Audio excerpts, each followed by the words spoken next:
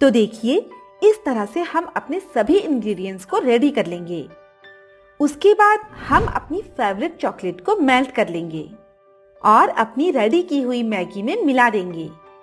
And finally थोड़ी सी मेहनत और बहुत सारी प्यार के साथ हमारी चॉकलेट मैगी बनकर एकदम रेडी है खाने के लिए। I hope you like my video so much. इतना कहकर रूपम अपनी डिश को पूरा करती है। तभी सभी रिपोर्टर्स में मौजूद उन्नति नाम की एक रिपोर्टर बोलती है, मैम, आज तक हमने बहुत तरीके की मैगी खाई है। चीज वाली मैगी, कून वाली Maggi, vegetable Maggi, Maggi with pasta, लेकिन कभी चॉकलेट मैगी नहीं खाई।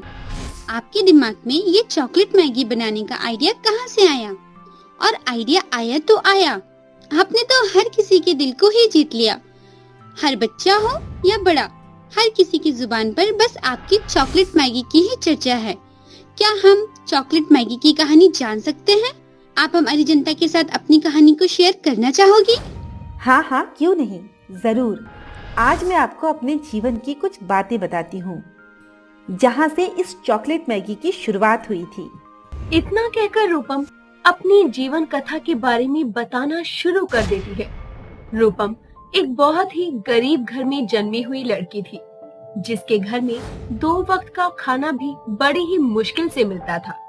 रूपम अपनी माँ सुधा के साथ अपने घर से काफी दूर रमीला की कोठी में घर का काम किया करती थी। ऐसे ही एक दिन दोनों माँ बेटी घर का काम कर रही थी। तभी वहाँ पर रमीला आती है और कहती है, अरे हुआ नहीं क्या काम अभी तक? जी मालकिन, बस हो ही गया। ठीक है, काम खत्म करके रसोई में आ जाना। राशन आ गया है, वो रखना है डब्बों में डालकर। जी मालकिन, ठीक है। थोड़ा जल्दी जल्दी हाथ चलाओ। इतना कहकर रमीला वहाँ से चली जाती है। सुधा और रूपम भी जल्दी जल्दी काम खत्म करती है और उसके बाद रसोई घर में चली जाती है, जहाँ पर बड़े बड़े बोरों में घर का ढेर सारा राशन पड़ा था, जिसे देखकर रूपम अपनी माँ से कहती है, माँ, लगता है मालकिन अपना ही नहीं पूरे शहर भर का राशन ले आई हैं। अरे इतना सारा राशन, इतना राशन कौन खाएगा? चुप कर रूपम, धीरे बोल। मालकिन ने सुन लिया तो खाना खाकर गुस्सा करेंगी। इतनी मुश्किल से तो दाना पानी चल रहा है, कहीं काम से निकाल दिया तो लेने के देने पड़ जाएंगे। हाँ ठीक है ना, कुछ नहीं कहूँगी, पर फिर भी सोचने वाली बात है, बहुत सारा राशन है। रूपम इतना बोल ही रही थी कि तभी वहाँ पर रमीला आ जाती है और कहती है, रूपम, सुधा, जितना भी नया राशन आया है सबको डब्बों में भर दो। और हाँ, जो चीज इसमें पुरानी पड़ी हो उसे बाहर निकाल देना। वो हमारे किसी काम की नहीं है, खास तौर से जो एक्सपायर हो गई हो। पढ़ना लिखना तो आता है ना, इतना तो जानती हो ना? हाँ जी मालकिन, मैं पढ़ी हूँ ना, मैं चेक कर लूंगी, आप चिंता मत कीजिए। अब बस आराम कीजिए, हम सभी सारे काम कर देंगे।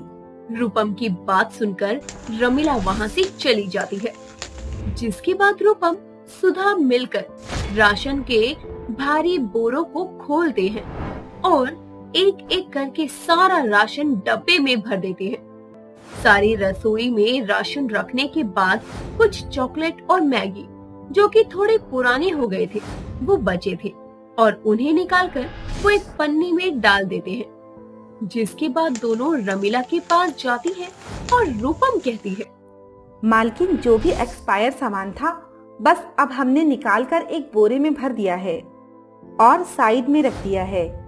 और ये कुछ मैगी और चॉकलेट के पैकेट्स हैं, ये थोड़े पुराने हो गए थे, तो जैसा आपने कहा था हमने इन्हें भी अलग कर दिया। अब बताइए इसका क्या करना है? करना क्या है, कचरे के डिब्बे में फेंक दो। हम इसका क्या करेंगे? ज्यादा पुराना सामान हम इस्तेमाल नहीं करते। मालकिन, आप फिर से इन्हें कचरे के डब्बे में मत फेंकिए, आप इन्हें मुझे दीजिए, मैं इस्तेमाल कर लूंगी। ठीक है, ले जाओ, मुझे कोई दिक्कत नहीं है, मुझे बस काम से मतलब है और किसी चीज से नहीं। अभी तो घर जाओ, टाइम पे आ जाना। रमीला की बात सुनकर सुधा और रूपम मैगी और चॉकलेट वाली पन्नी लेकर अपने घर आ जाती है और सुधा रूपम से कहती है, रूपम, तो ये सब क्यों ले आई? भला इन सब का हम क्या करेंगे? अरे हम सूखी दाल रोटी खाने के आदी हैं। ये मैगी चॉकलेट हमें नहीं भाती, तो फिर क्यों ले आई? अरे माँ बैठ जाओ, आज मैं आपको चॉकलेट मैगी बनाकर खिलाऊंगी। जब मैंने इन चीजों को देखा था ना, तभी मेरे दिमाग में ना एक रेसिपी घूमने लग गई थी। बस अब मैं उसे बनाकर देखूंगी, आप खाकर बताना कि कैसी बनी है।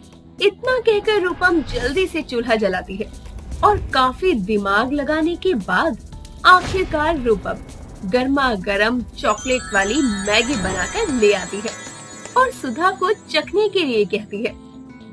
जैसे ही सुधा चॉकलेट मैगी को चखती है, उसे वो मैगी बहुत अच्छी लगती है और उसके बाद में उसकी आंखों में चमक आ जाती है और सुधा कहती है, अरे वाह, क्या स्वाद है इसका, तो बड़ी कमाल की लग रही है। मीठी मीठी, बड़ी ही स्वाद। आज तक कभी मैंने ऐसा कुछ नहीं खाया बेटा, जैसा तूने बनाया है। अरे देखा माँ, आपकी बेटी के हाथ का जादू है जो अच्छी लग रही है ना। अरे आज तक लोगों ने बहुत तरीके की मैगी खाई है, लेकिन ऐसी चॉकलेट वाली मैगी कभी किसी ने नहीं खाई होगी। अगर किसी को इसे खाना है फिर तो रूपम के पास ही आना पड़ेगा, और किसी के पास ये रेसिपी नहीं मिलेगी।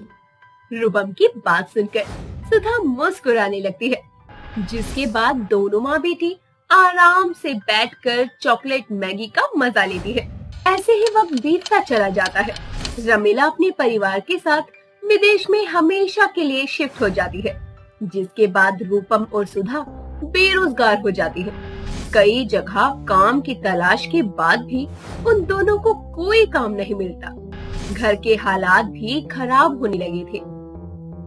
एक शाम रूपम अपनी माँ से कहती है, घर के हालात और हम दोनों के हालात दिन ब दिन बेकार होते जा रहे हैं। अगर ऐसा ही चलता रहा तो हम दोनों भूखे ही इस दुनिया से चल बसेंगे। अपना पेट पालने के लिए और इस घर को चलाने के लिए मेरे पास एक तरकीब है माँ, बस मुझे आपका साथ चाहिए।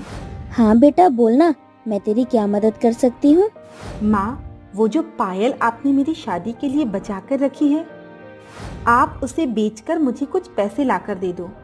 मैं अपना चॉकलेट की मैगी का ठेला लगाऊंगी। मुझे पक्का यकीन है कि मेरे हाथ का स्वाद लोगों के दिलों को जरूर छू जाएगा। बस मेरी मदद कर दो माँ। पर बेटा वो तो मैंने तेरी शादी के लिए रखे हुए हैं। कल को तेरी शादी होगी तो तुझे क्या दूंगी? अब तेरी भी तो उम्र हो गई है, तेरे हाथ भी तो पीले करने हैं। तू अगर इन कामों में लग जाएगी तो तेरी शादी कैसे होगी? बेटा मेरे प्राण का तो पता नहीं कितने दिन बचे हैं मेरी जिंदगी के, ऐसे तो काम नहीं चल सकता ना। माँ भरोसा रखो और मेरा साथ दो। वादा करती हूँ आपको अच्छा नहीं ज्यादा अच्छा वक्त ला कर दूंगी।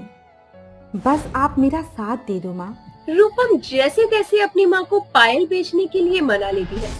सुधा पायल बेचकर रूपम के हाथ में पैसे रख देती है, जिसके बाद रूपम अपनी चॉकलेट मैगी का ठेला लगाने का सारा सामान और ठेला दोनों ले आती है और अगले ही दिन से वो अपनी चॉकलेट मैगी का ठेला लेकर शहर की ओर निकल जाती है। शहर के लोग चॉकलेट मैगी का नाम सुनते ही बुरा समूह बना लेते हैं, पर लोगों के ऐसे हाव भाव देखकर भी रूपम अपना दिल छोटा नहीं करती और हर दिन अपना ठेला लेकर शहर की ओर निकल जाया करती। ऐसे ही एक दिन युवराज नाम का एक लड़का आता है और बोलता है, हेलो मैम, मैं हूँ युवराज और मैं एक वीडियो व्लॉगर हूँ जो ऐसे ही स्ट्रीट फूड के वीडियो बना बनाकर अपने चैनल पर अपलोड करता हूँ, जिससे मेरा भी नाम हो जाता है और फूड वालों का भी भला हो जाता है।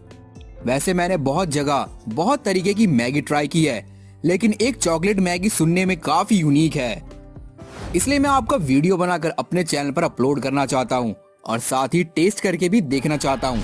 यार कैसी होती है? I am so excited. चलिए शुरू करते हैं। इतना कहकर युवराज बातें करते करते रूपम की चॉकलेट मैगी बनाते हुए वीडियो रिकॉर्ड करता है। साथ ही उसके हाथ की बनी हुई चॉकलेट मैगी की खूब तारीफ करता है और उसकी पत्नी भी वीडियो को अपने चैनल पर अपलोड कर देती है। वीडियो देखने के बाद बहुत सारे लोग उनके ठेले पर आकर चॉकलेट मैगी को ट्राई करते हैं, जिसके बाद धीरे धीरे रूपम की चॉकलेट मैगी की धूम मच जाती है। और दिन दोपहर उसके ठेले पर चॉकलेट मैगी खाने वाले कस्टमर जमा रहते। साथ ही हर सोशल मीडिया साइट पर रूपम के चर्चे होने लगते हैं और देखते ही देखते रूपम बहुत बड़ी मास्टर शेफ के रूप में लोगों के सामने नजर आने लगती है। ये तो थी मेरी यानी कि रूपम की कहानी, चॉकलेट मैगी की कहानी। मैं सबसे इतना कहना चाहती हूँ कि जिंदगी में उतार चढ़ाव आते जाते रहते हैं, अमीरी गरीबी आते जाते रहती है। फर्क सिर्फ इतना है कि हम हर हालात में खुद को कैसे संभालते हैं। मैंने तो अपनी चॉकलेट मैगी से हर किसी के दिल में मिठास घोल दी है और आप लोगों से भी यही कहूंगी कि आप लोग ऐसी ही चॉकलेट मैगी बनाकर या फिर कोई और अच्छी सी चीज बनाकर अपने अपनों को खुश कीजिए। यूं ही अपनी जिंदगी में मिठास घोलते रहिए और दुआओं में अपनी रूपम को याद रखें। रूपम की बात सुनकर सभी लोग जोर जोर से तालियां बजाने लगते हैं। साथ ही चॉकलेट मैगी के साथ साथ रूपम आए दिन लोगों के साथ अच्छी अच्छी खाने की रेसिपीज को शेयर किया करती और लोगों में प्यार बांटती चलती और साथ ही वो चॉकलेट मैगी वाली गरीब के नाम से अपना खुद का एक बहुत बड़ा होटल खोलती है और सफलता के आकाश को चूमती है।